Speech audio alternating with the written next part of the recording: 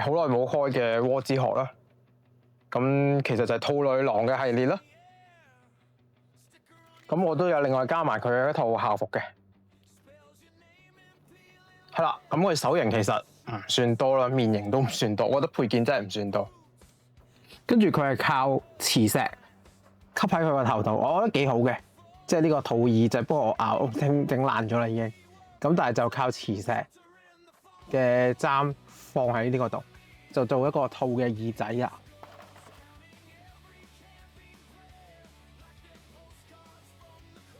咁就仲另外一款都係嘅磁石，一樣就可以簪喺佢個頭度嘅，黐喺佢個頭，好穩固嘅，即係幾好嘅。我覺得佢磁石技術已經好成熟噶啦，唔甩嘅，好過咁咪可以換咯。咁呢個我幾欣賞佢嘅設計。咁最後咧，表情咧，佢面型就唔算多啦，就3款啦。呢個係第一款啦，呢個係第二款啦，仲有款第3款係合埋咗隻眼嘅。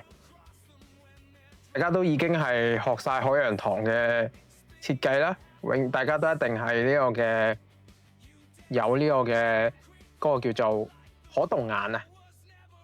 素體方面，我覺得就比較可惜嘅，都仲係舊嘅素體嘅設計嚟嘅。跟住上身咧係一個雙關節嘅設計啦，嘅手部。跟住一樣啦，佢係一個唔大嘅，即係其實佢已經一直都有個問題嘅，就係佢從來都冇考慮大胸咧，佢做一個好嘅拉出式嘅關節啦，引致到咧其實永遠咧呢個上身嘅位置真係都幾核突嘅，同埋只可以有好多動作嘅限制咗啦，係啦，因為夾唔到手啊，佢冇一個拉出式嘅關節。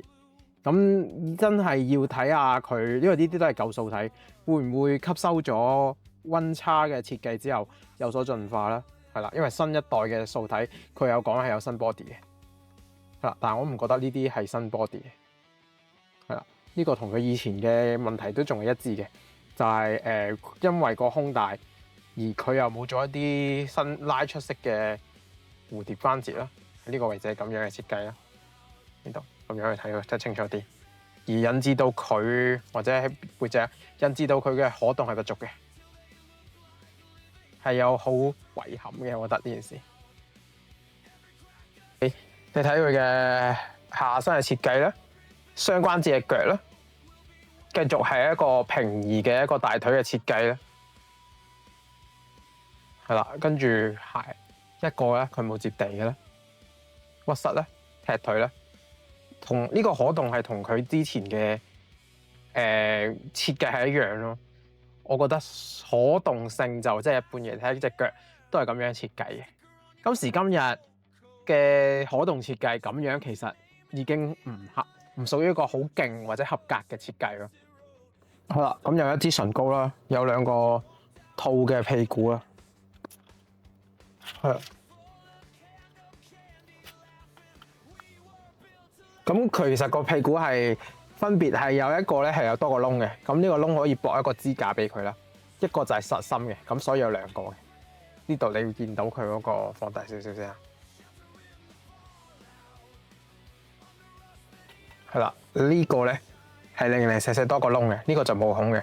咁呢個窿其實都係俾你駁佢啲支架，係啦，插呢個增加佢嗰個可動嘅。跟住手型啦，一個比心嘅手型啦。跟住有啲掌啦，拎嘢嘅手型啦，拳頭啦，同埋佢一攤開手啦。That's all 係咁多嘅，手型唔算多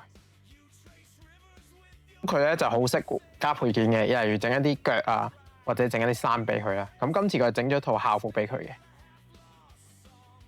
係啦，換好咗就係咁樣嘅。咁佢呢件衫試過其他嘅素體係唔得嘅，我都唔測試嘅。